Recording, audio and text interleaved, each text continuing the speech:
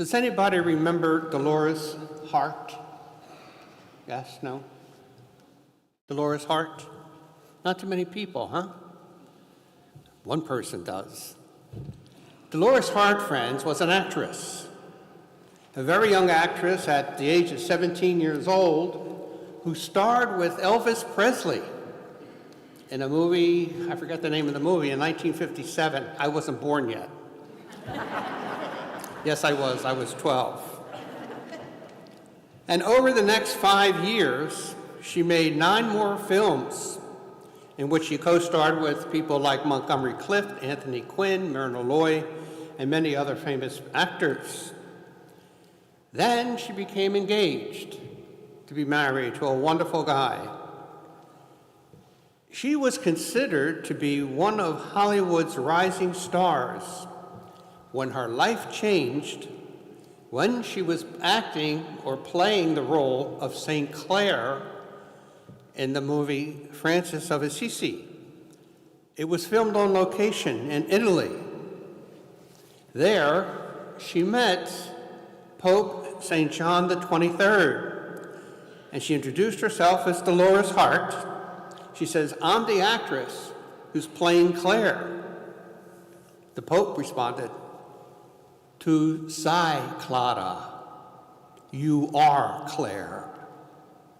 You are Claire." That statement stuck with Dolores, and in 1963, she shocked Hollywood by breaking off her engagement and by entering an order of monastic Benedictine nuns in Connecticut.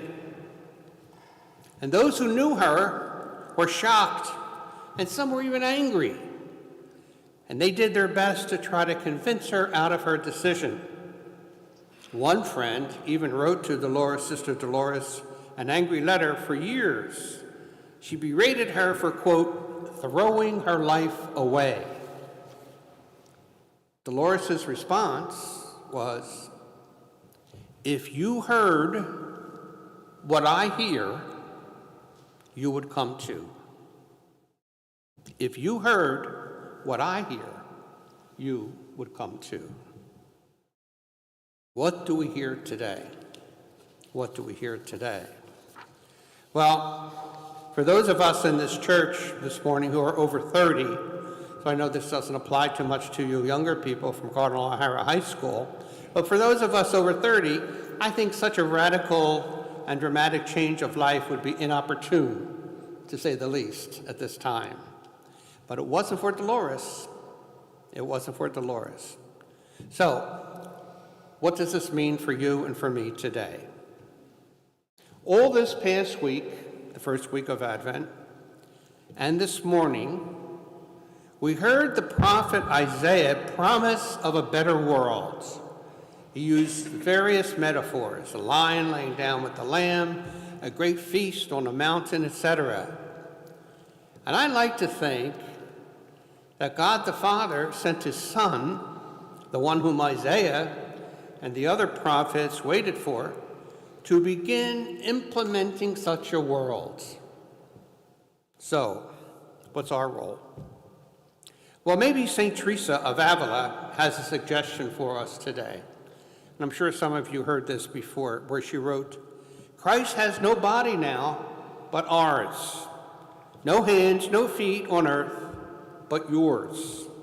Yours are the eyes with which he looks compassion into the world. Christ has no body now on earth but yours." Maybe the suggestion is that we are the ones who could and even should help usher into the kingdom of God. Perhaps we could, along with today's psalmist in Psalm 72, say, "And we help rescue the poor when they cry out. We help the afflicted when they have no one to help. We have pity on the lowly and the poor, and we even help save the poor." And I have to tell you, as I was walking into church this morning, I saw some of you pinning your giant $25 gift cards onto the giving tree there. And for those of you who don't know, we have the tradition here every Christmas usually of requesting presents for kids, for poor people who may not have the money, to buy presents for their kids. But because of the recent government cancellation or restricting of food stamps, our outreach committee thought it was more important to help these poor families with food. So therefore, the gift cards to Giant. You who did that, you are helping ushering into God's kingdom. And for those of you who haven't, I would seriously suggest that you would consider it.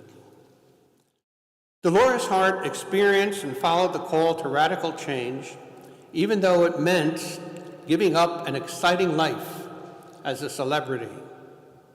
This Advent Sunday, friends, we're invited to consider a radical reaching out to others to complete fidelity to God and to assist God, so to speak, in serving their needs. It may mean giving up something we perceived as important and enticing, but the reward which we will receive will be worth it, much, much more. And it may even mean, as one Norbertine present today heard from his doctor, that he should cut down on desserts for his own benefit. So to be open to this and many more things, we must listen to, quote, the voices in our own wildernesses, which voices will show us the way, just as those who listened to the voice of John the Baptist and found salvation. And so I invite you, along with me, to pray for a radical change of heart as we prepare ourselves to receive the one who brings unity, harmony, and lasting peace, even if it means listening up on our desserts.